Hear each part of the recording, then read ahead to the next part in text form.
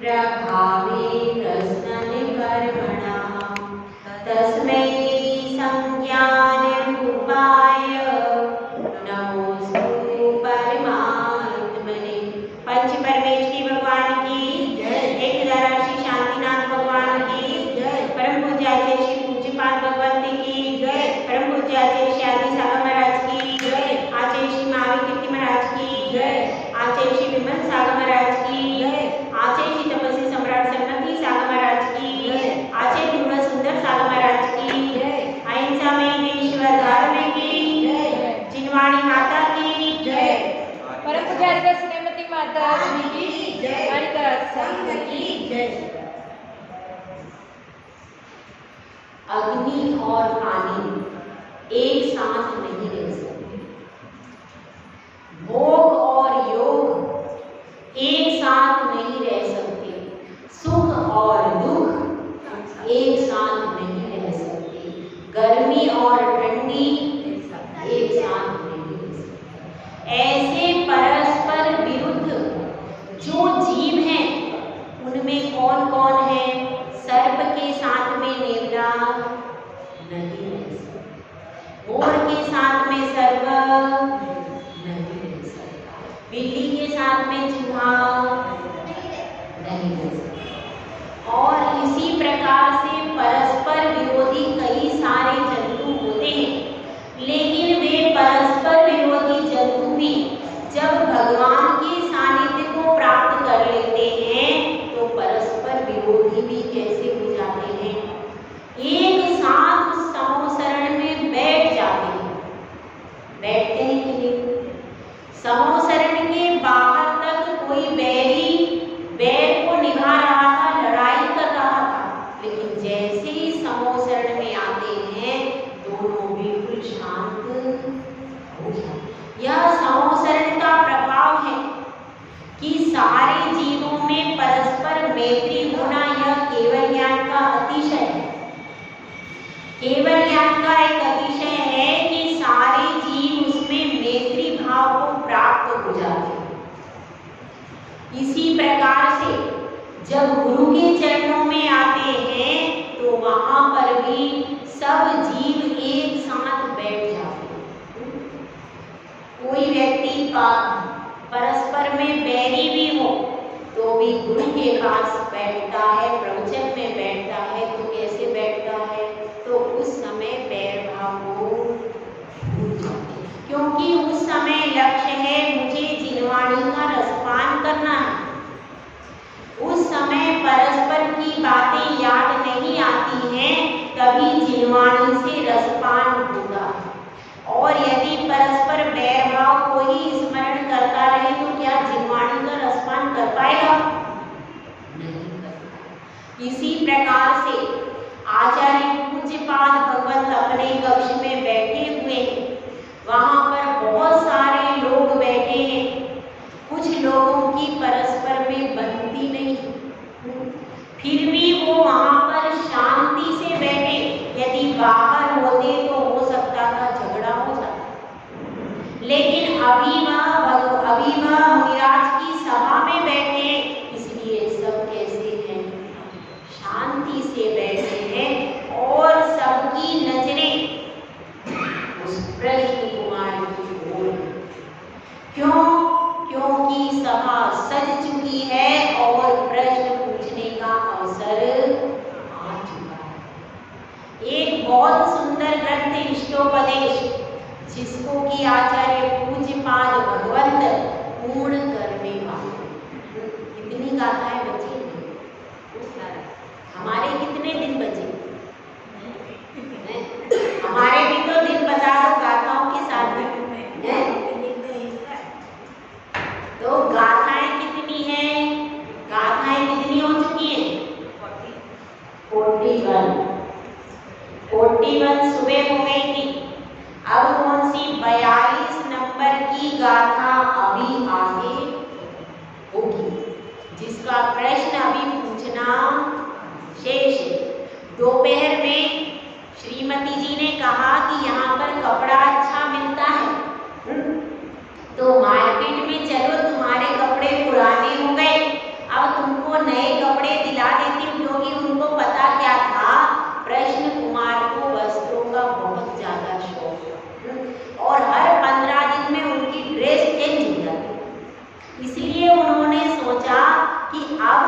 ये तो 1 महीने से वही कपड़े कैसे पहन रहे हैं उनको समझ में नहीं आ रहा।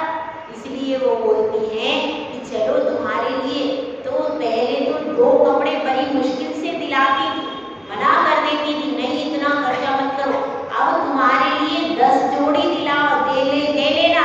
चलो बेटे ने बहुत सारे मेरे पास पैसे दिए हैं, चलो 10 जोड़ी दिलाना है। वह क्या कह रहा है, नहीं मुझे कोई आवश्यकता नहीं है, मुझे कोई आवश्यकता नहीं है। इस तरह से कहते हैं तो वो कहती है कि नहीं चलो चलो कपड़े की दुकान पर चलो, कुछ तो कहो। लेकिन वो कहते हैं कि मैं शाम को जाऊंगा, ऐसे कहकर के टाल देते। अब शाम को मार्केट में गए और क्या हुआ ये आपको कल बताएंगे। अभी तो प्रश्न कुमार सीट पर आ गए हैं क्वेश्चन पूछने, तो अभी उनका क्वेश्चन क्या है वो पूछते हैं। प्रश्न कुमार प्रश्न करते हैं कि हे गुरुदेव बताइए इस संसार में 2 प्रकार की वस्तुओं में गुण होते हैं, एक सामान्य गुण होता है, एक विशेष गुण होता है। तो कौन से गुण की ओर दृष्टि रखना चाहिए, सामान्य गुण की ओर कि विशेष गुण की ओर। अब यहाँ पर योगी की बात चल रही है, योगी की बात नहीं चल रही, योगी की बात चल रही है। गुरुदेव गुण तो दोनों हैं, सामान्य भी गुण है विशेष भी गुण है, तो हम अपनी दृष्टि किस गुण की ओर रखें। तो गुरुदेव इसके लिए एक सुंदर श्लोक का निर्माण कर देते हैं। किमिदं कीदृशं तस्य कस्मात् त्वेत विशेषयन् स्वदेहमपि नावेति योगी योगपरायणः। इसमें कहा गया है किमिदं यह क्या है, कस्य किसका है, किमिदं कस्य और कस्मात् किस लिए बना हुआ है, कारण क्या है इसका, किस लिए इसका निर्माण हुआ है, और ये सब विशेषताएं होती हैं। तो इन विशेषताओं को वह जो योगी है वह इन विशेषताओं को जानते हुए भी नहीं जानता, वह तो अपनी स्वदेहमपि न वेति, अपनी शरीर को भी नहीं जानता है। तो क्यों है, किसका है, किस लिए है, यह सब विशेषताओं को तो वह जानता ही नहीं, क्योंकि वह तो सामान्य पर लगा हुआ। सामान्य का मतलब है आत्मा और विशेष का मतलब है ज्ञान में ही सारे विकल्प होते। आत्मा में तो कोई विकल्प ही नहीं है, क्या विकल्प करोगे, आत्मा बोल दिया आत्मा। सारे विकल्प शुरू होते हैं शरीर से, शरीर के लिए साधन, शरीर के लिए वस्त्र, शरीर के लिए भोजन, शरीर के लिए आसन, शरीर के लिए नाना प्रकार के विकल्प। आत्मा के लिए क्या क्या, आत्मा के लिए वह तो ओढ़ नहीं सकता, पहन नहीं सकता, खा नहीं सकता, चल नहीं सकता, उसके लिए कौन सा दूसरा विकल्प लाओगे, विकल्प ही नहीं। इसलिए इसमें कह रहे हैं, अब यहाँ पर आप पूजा कर रहे हैं, पूजा करते समय कोई महिला आई, कहाँ से, यहाँ बुरहानपुर वाली नहीं है, बुरहानपुर वाले को तो आप क्यों देखो। अब कोई नई महिला आई है, नई बहू आई है, और नई बहू भी आजकल पहचानी बहुत मुश्किल से जाती है, लेकिन वो पूरी 16 श्रृंगार करके बहू आई। अब आप लोगों में से ये बताओ पूजा कौन करेगा, पूजा कौन करेगा। अब आप पहचाने, हाँ किसकी बहू आई है, किसकी आई, क्या पड़ोसी की लग रही है, नहीं तो अभी वहां तो शादी हुई नहीं है, किसकी आ गई है ये, और इतनी सुंदर लग रही है, बताओ इतनी सुंदर लग रही है, इसका तो मेकअप ही नहीं लग रहा, ओरिजिनल फेस ही इतना सुंदर लग रहा है, और कितनी सुंदर लग रही है, इसके जेवर भी एकदम ओरिजिनल लग रहे हैं, नकली है कि साड़ी भी एकदम बढ़िया लग रही है, एकदम लहंगा एकदम बढ़िया लग रहा है, बिल्कुल राजस्थान की लग रही है मुझे। अरे नहीं, महाराष्ट्र की है। महाराष्ट्र जैसा चेहरा लग रहा है मुझे तो, वो सपना की रिश्तेदार जैसी लग रही है। वो सपनाएं आती है तो मुझे उनकी, अरे नहीं लग रही है, मुझे तो लक्ष्मी की रिश्तेदार लग रही है। कितने शुरू हुए, कोई लक्ष्मी की रिश्तेदार बता रहा है, कोई सपना बता रहा है, कोई कह रहा अरे नहीं नहीं ये तो सुनीता की है, कोई कुछ बता, अरे नहीं नहीं मुझे तो माधव लग रही है, दक्षिण की है, शायद पराग भाभी की है।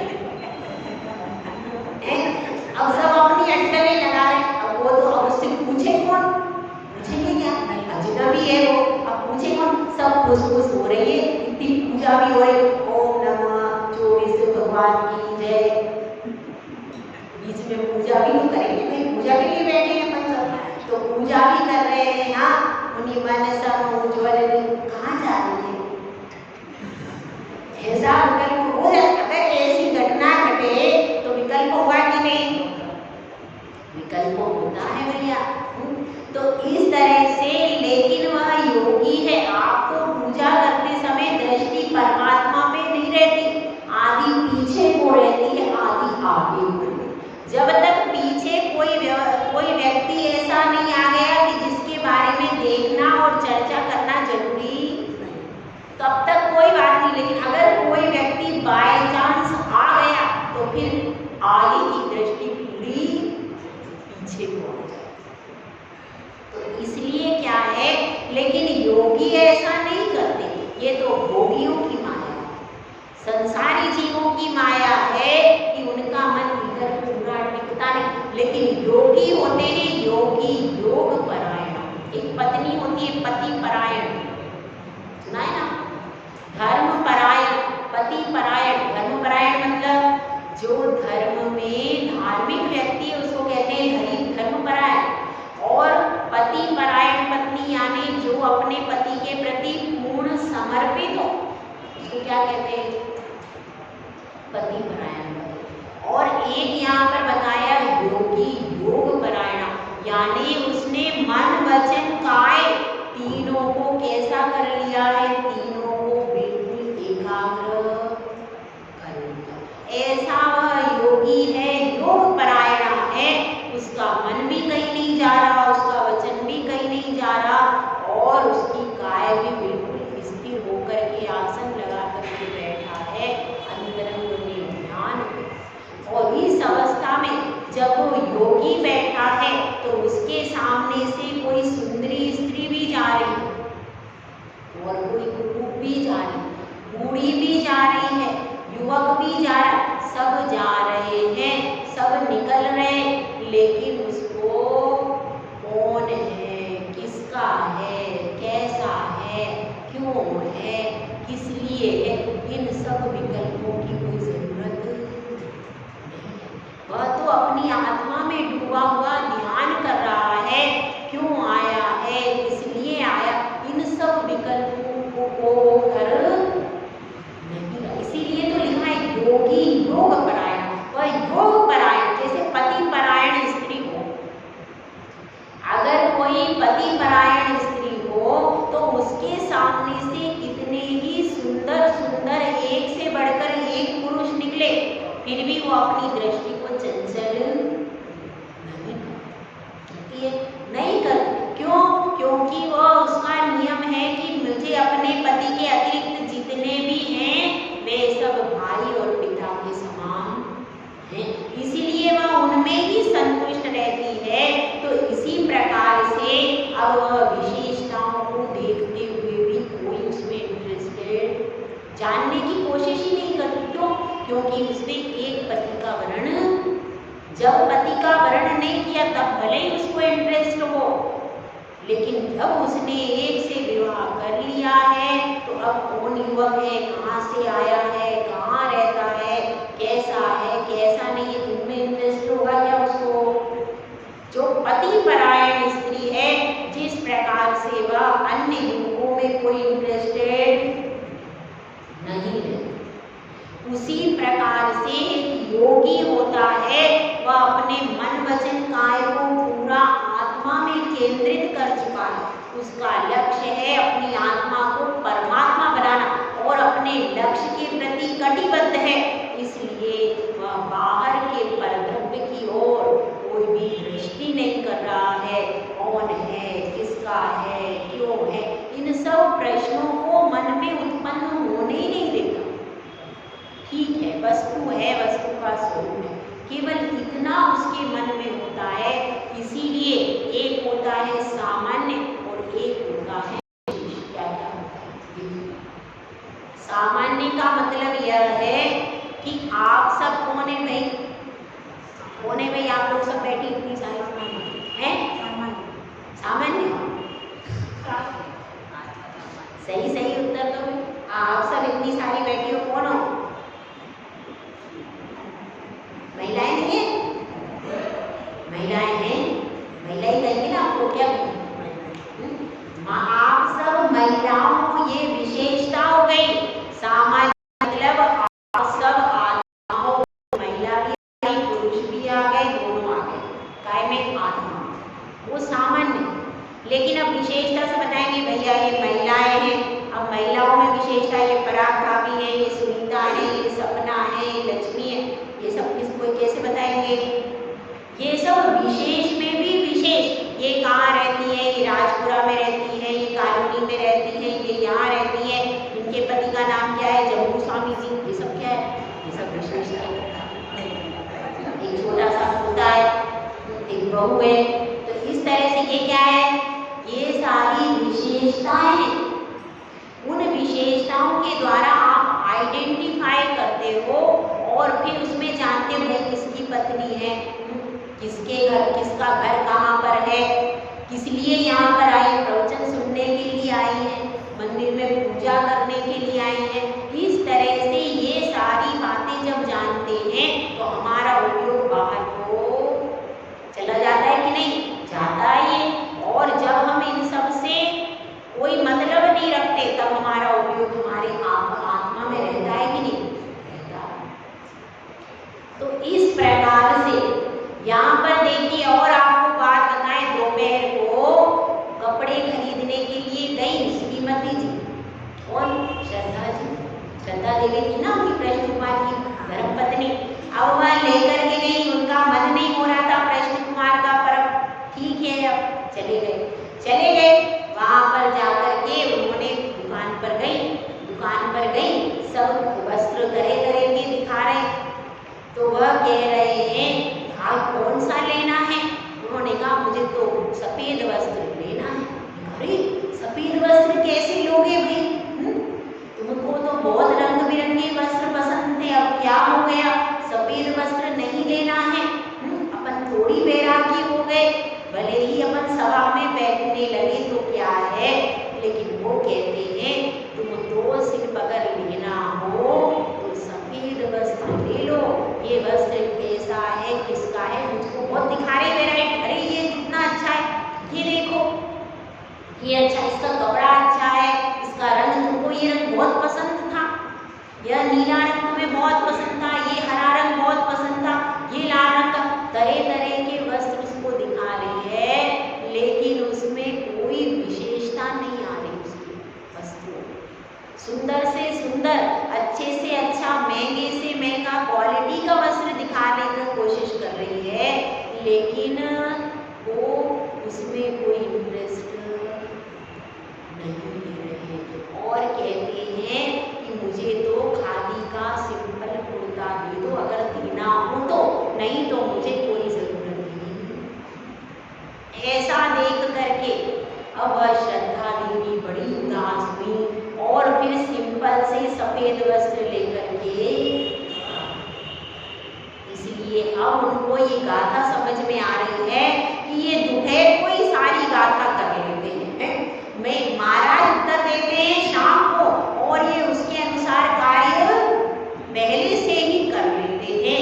ये तो बिल्कुल उदासीन हो गए हैं, अब पता नहीं क्या होगा, मैं क्या करूंगी, तो वह समझ में नहीं आ रहा है कि क्या होगा, क्योंकि उनको ना तो वस्त्रों से कोई मोह है, ना भोजन से मोह है, ना पत्नी से कोई मतलब परिवार से कोई मतलब है, वो तो ऐसे हो गए कि वो रागी प्रश्न कुमार एक था और ये बैरागी प्रश्न कुमार कोई अलग ही है।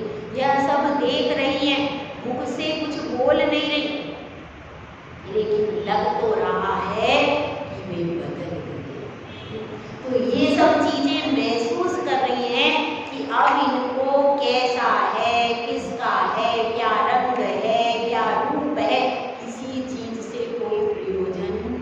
जैसे वह योगी होता है, वह आत्मा में लीन होता है, इसी प्रकार से ये भी धीरे धीरे आत्मा में लीन होने का प्रयास कर रहे हैं। कहीं ये योगी ना बन जाए, कहीं ये दीक्षा ना ले ले, इसके मन में डर आ रहा है, मगर अभी चुप है। आज पहला दिन, अभी 3 दिन बाकी है, 3 दिन कुछ नहीं कहेगी, उसके बाद वह क्या कहे